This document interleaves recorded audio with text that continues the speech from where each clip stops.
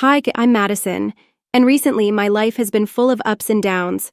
Honestly, I never expected to be sharing all of this, but sometimes life has a way of surprising you when you least anticipate it. I'm 31 years old and work as a marketing executive. Until recently, I thought I had everything under control. Just over a year ago, I married Caleb, my college sweetheart. We were on top of the world, and everything seemed perfect. Soon after our wedding, we discovered I was pregnant. It was our little secret, and we were both beyond excited. One evening, I just couldn't hold it in anymore. I looked at Caleb and said, "Can you believe it? We're going to be parents." I could hardly contain my excitement. Caleb gave me a big hug, his eyes sparkling with joy. "I know, Madison. It's incredible. But let's keep it quiet for now, at least until the first trimester is over," he said, gently reminding me to be cautious. I nodded, but keeping such a big secret was harder than I thought. The excitement was overwhelming, especially when we were with Caleb's family. Caleb's family. Let me give you a little background. There's Karen, my mother-in-law, who still treats her grown son like he's a child who needs constant care, despite him being an adult and married. Then there's Richard, Caleb's dad, who is about as involved in family matters as the armchair he sits in, and Caleb's siblings, Tiffany, his sister, looks at me like I stole her most prized possession, and Dustin, his brother, barely notices I exist. Family gatherings are always interesting. Take last Sunday's lunch, for example. We were all sitting down when Karen looked at Caleb and sharply said, "Caleb, honey, your shirt's wrinkled. Don't you know how to use an iron?" The tone of her voice was so cutting, I felt my irritation rising. But I managed to stay composed. "I'll double-check next time, Karen," I said, forcing a smile even though I was losing patience. Then Tiffany, always ready to chime in, smirked and added, "Oh, Madison, don't worry, not everyone is cut out for homemaking." My blood pressure went up, but I refused to give her the satisfaction of reacting. I kept my smile, though inside, I was fuming. Later, when I finally had a moment to myself, I called my best friend Megan to vent. "If Karen makes one more comment about my housekeeping, I'm going to lose it," I said, venting my frustration. Megan listened patiently, offering a mix of sympathy and humor that made me feel a bit better. It's amazing how much a good friend can do, even on the toughest days. So here I am, juggling work, a new marriage, a big family, and now the news of a baby on the way. Life is a whirlwind, but I'm learning to take it one day at a time and focus on what truly matters. I groaned into the phone as I vented to Megan. She laughed on the other end and said, "Girl, you married Caleb, not his mom. You need to tell her to back off." I sighed, wishing it were that simple. "Caleb hates conflict, and I don't want to stir up family drama," I explained. But honestly, sometimes it feels like I'm drowning in all their expectations. Megan, always the practical one, said, "You have to stand up for yourself, especially with a baby on the way." She was right, of course, but the thought of confronting Karen and the rest of the family made my stomach turn.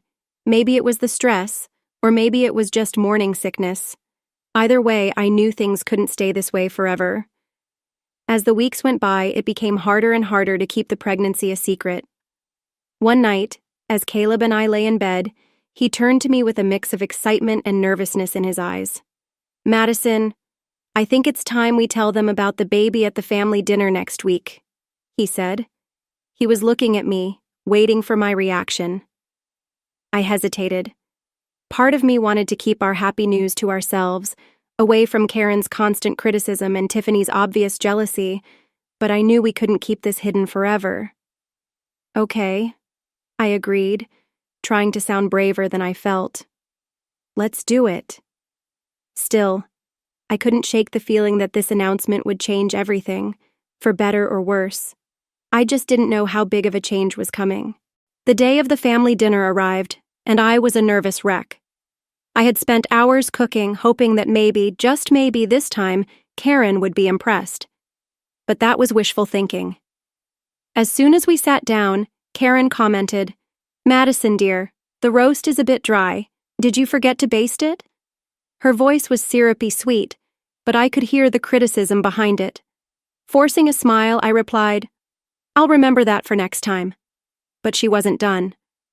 And that dress isn't new. It seems a bit tight, don't you think? Her eyes lingered on my waist, clearly noticing the subtle changes in my body. I was about to respond when Caleb cleared his throat. Actually, Mom, we have some news, he said. This was it. I took a deep breath, giving him a small nod. Madison and I are having a baby, he announced, smiling. For a moment, the room fell silent, then it erupted. Oh, sweetie, that's wonderful, said Richard, Caleb's dad, with a rare smile. Dustin, Caleb's brother, muttered a half-hearted congrats. Tiffany's face twisted with what I could only describe as jealousy, but it was Karen's reaction that truly shocked me. Are you sure, Caleb? She asked, her tone skeptical. How do you know she's not lying? I couldn't believe what I was hearing. Excuse me? I said, my voice barely a whisper. Karen continued, narrowing her eyes at me. It just seems like convenient timing, doesn't it? Just as Caleb's career is taking off. Caleb looked genuinely confused. What are you talking about, Mom? He asked. Tiffany, always quick to add fuel to the fire, chimed in. Remember Madison used to be so strict about birth control? Funny how things change, huh? I felt my heart drop. This announcement was supposed to be a joyful moment for our family, a chance for everyone to share in our happiness. Instead, it had turned into a moment of judgment and suspicion. In that moment, I realized just how complicated this family really was, and how challenging it would be to bring a child into this world surrounded by such distress. I couldn't believe what I was hearing. This was supposed to be one of the happiest moments of my life. Caleb and I had decided together over a year ago that we were ready to start a family. I felt the weight of their judgment crushing down on me, and I could hardly believe I was being questioned like this. This is supposed to be good news, I said, looking at Caleb, hoping he'd defend me, but he seemed hesitant, and I could see a flicker of doubt in his eyes. That hurt more than anything. Then Karen, his mom, stood up, her chair scraping loudly against the floor. If you're really pregnant, prove it, she said coldly. Prove it, I echoed, my voice trembling with anger and disbelief. What do you want me to do? Take a test right here in front of everyone? Karen rolled her eyes. Don't be so dramatic, Madison. A proper blood test will do, she snapped. I turned to Caleb, hoping he'd step in and stop this madness, but he looked conflicted, glancing between his mother and me. Then, to my shock, he said softly, Maybe it's not a bad idea, Madison, just to put everyone's minds at ease. My heart felt like it had shattered into pieces. How could he even consider this? How could he question me like this? I took a deep breath, my world spinning. This is insane. I'm leaving, I said, turning to go, but Karen moved in front of me, blocking my way. Not so fast. If you walk out that door, we'll all know you're lying, she sneered. Get out of my way, Karen, I said firmly, trying to push past her. But then, everything happened so fast, and yet it felt like slow motion. Karen suddenly shoved me, her hands pushing me backward. I stumbled, trying desperately to regain my balance. I saw Dustin, Caleb's brother, reaching out, trying to catch me, but it was too late. I fell backward, tumbling down the stairs. Everything went black. When I finally regained consciousness, I found myself lying on a stretcher in an ambulance, tears streaming down my face as the images of that awful moment played over and over in my mind. Karen's harsh expression, Tiffany's smug look, Caleb's silence, and Dustin's desperate attempt to grab my arm. My thoughts were consumed by one terrifying question. Would my baby be all right? The ambulance rushed to the hospital, and before long, I was surrounded by doctors and nurses. Their voices blurred around me as they checked my vitals and asked questions, but all I could focus on was the overwhelming fear for my baby. Later, I awoke to the steady beeping of monitors. A doctor was standing beside my bed, offering a gentle smile. Mrs. Thompson, you're awake. Good news, the baby is safe. You're both going to be okay. He reassured me softly. A wave of relief flooded through me, but it was quickly replaced by anger and pain. How could this have happened? How could Caleb's family doubt me? And worst of all, how could Caleb himself have doubted me? I realized then that things would never be the same again. As I lay there recovering, one thought consumed me. I had to protect my baby no matter what. And I wasn't sure if I could ever fully trust Caleb or his family again. I remembered why I was in the hospital bed. Caleb stood nearby, pale and unsure. Madison, I'm so sorry. I don't know what happened, he started, but I cut him off, feeling my anger rise. What happened? I said, my voice trembling. Your mother pushed me down the stairs. That's what happened. Caleb flinched, looking uncomfortable. Mom says it was an accident, he murmured. She was just trying to stop you from leaving. Before I could respond, Megan burst into the room, full of concern and energy. Madison, oh my God, are you okay? She asked, rushing to my side. Then she turned to Caleb, her eyes blazing. And you? How could you let this happen? Caleb stammered, trying to explain, but Megan wasn't having any of it. Save it, she snapped, cutting him off, then turned back to me, her voice softening. I'm here now, Madison, whatever you need. When Caleb left the room to take a break, I filled Megan in on everything that had happened. Her anger grew with every word. We're not letting them get away with this, she said, her voice firm. Just then, we overheard familiar voices in the hallway. It was Karen and Tiffany, speaking just loudly enough to catch some of their conversation. We just need to convince Caleb it was an accident, Karen was saying. Madison has always been clumsy. She's probably faking this pregnancy. Megan's eyes widened. Without a word, she pulled out her phone and started recording their conversation. As their voices faded down the hall, I felt a hard resolve building inside me. I was done being pushed around.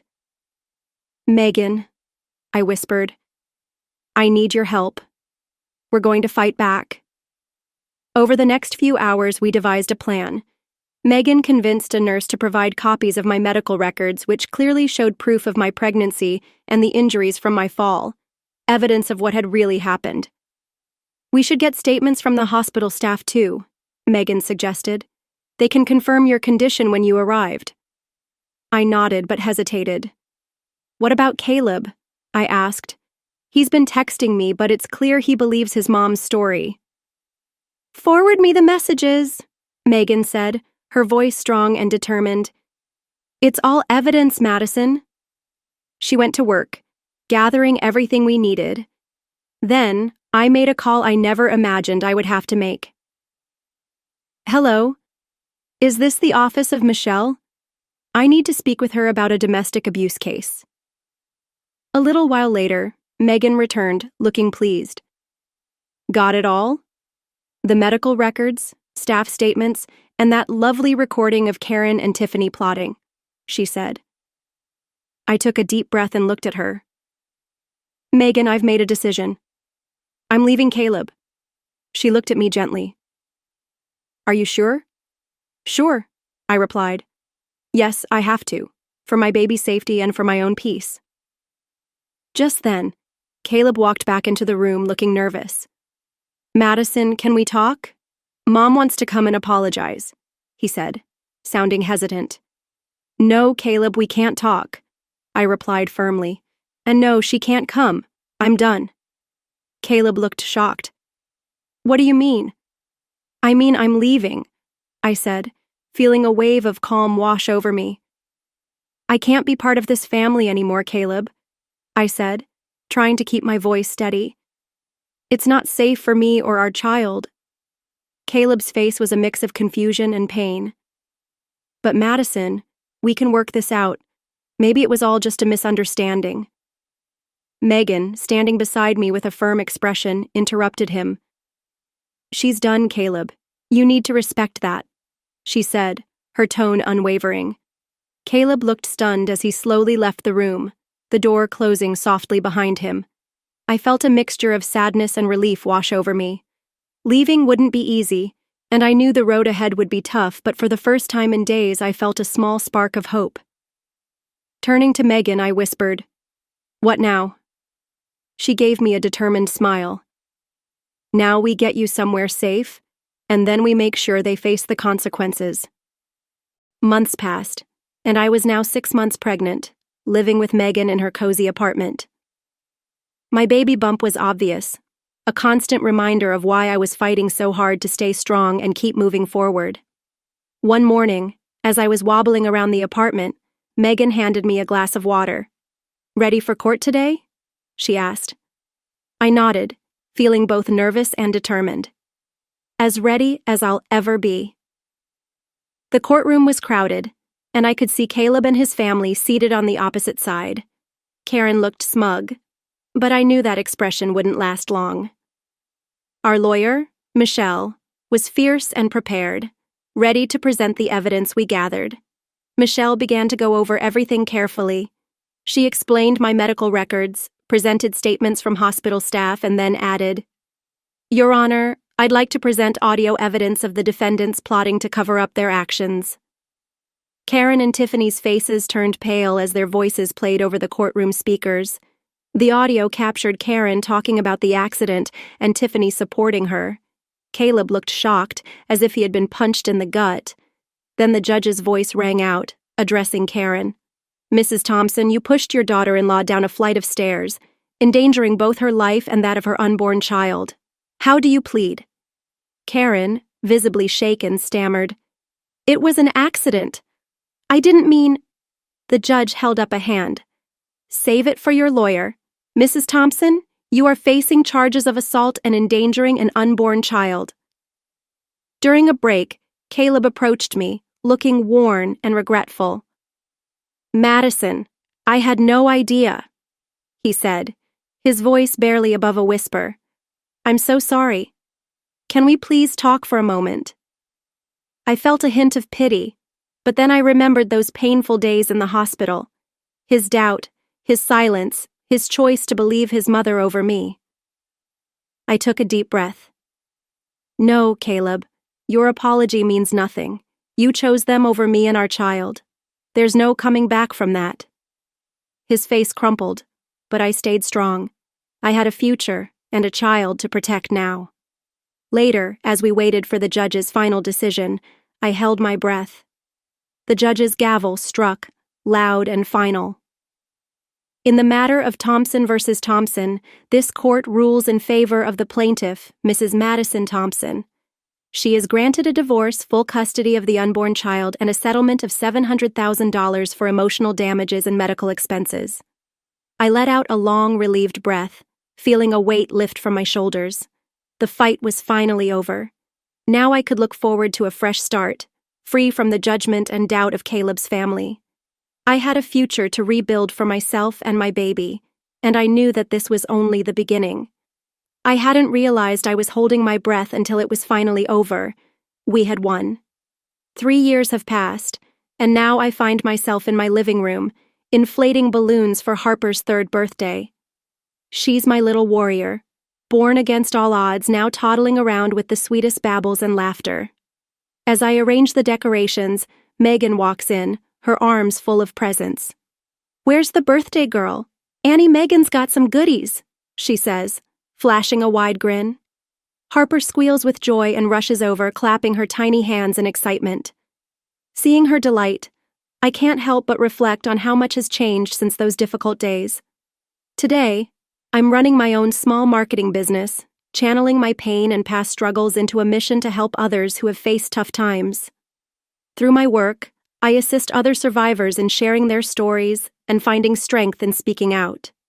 It's fulfilling to know that my journey can make a difference in someone else's life. As for Karen, Caleb's mother, she's serving her sentence now. It turns out that pushing a pregnant woman down the stairs does indeed have legal consequences. Justice was served, and I found my peace, moving forward without the fear and negativity she once brought into my life. More friends begin to arrive, and soon the house is filled with laughter, warmth, and love. These friends have become my family, the family I chose. Looking around at all the people who are here with me, I feel an overwhelming sense of gratitude for having them by my side. As the party winds down, I carry a sleepy Harper up to her room and gently tuck her into bed. I stroke her hair and whisper, "Happy birthday, my brave girl. The world is yours." In that quiet moment, I realized something. The world is mine again, too. This life I have now is a fresh start, hard-earned and fiercely protected. I know that whatever challenges come next, Harper and I can face them together. We've been through so much and emerged stronger. Before I go, I want to ask you something. If you had been in my position, would you have given Caleb a second chance? Was I too harsh in turning down his apology? Or did I do the right thing in protecting myself and my daughter from potential harm? It's a tough situation and people may have different views. What would you have done? Please share your thoughts below. Your perspective might help someone facing a similar decision. And if this story resonated with you, please consider giving it a thumbs up. It helps others find these stories and learn from real-life experiences. Don't forget to subscribe if you'd like to hear more. Your support means the world to us as we continue to share meaningful stories. Thank you for being part of this journey.